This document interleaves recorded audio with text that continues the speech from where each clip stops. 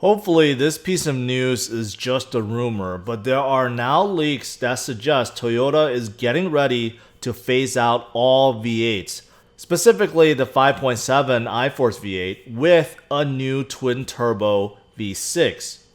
Sure, turbo engines can get an enormous amount of power and can get decent fuel economy, but it's going to be really hard to replicate the same kind of dependability and longevity of the natural aspirated V8s that has been around for decades for Toyota. According to the drive, the next-gen Tundra, Sequoia, and even the mighty Land Cruiser are all going to lose their V8 for a new GR series twin-turbo V6. Now the plan is to phase in the V6 slowly.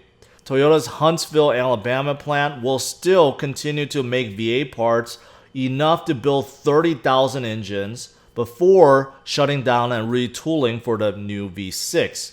Now Toyota's other plant, the Tundra plant, will continue to produce V8s until the Huntsville switches over to the new V6, and then they will switch over as well.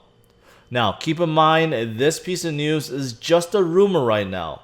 Although last month, a member on Instagram named All Car News reported something similar, saying that Toyota will be replacing all V8s with a new turbo V6.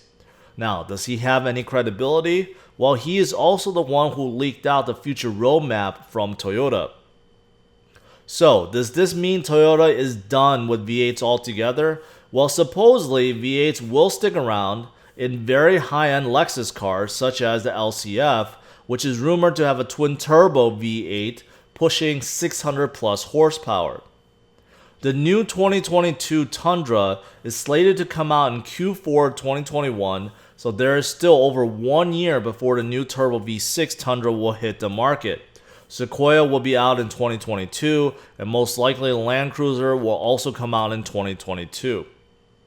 One reason why Toyota trucks last so long is due to the tried and true engine and transmission combination.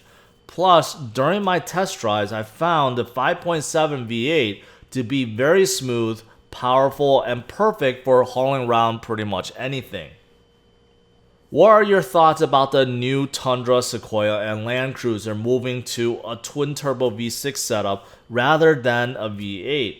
Is this the end of Toyota reliability, or do you think the new turbo engine will be better overall and make Toyota trucks more competitive with the competition? Leave your thoughts below. Thanks for watching. Hit the like and subscribe to the channel for more news, first looks, and reviews.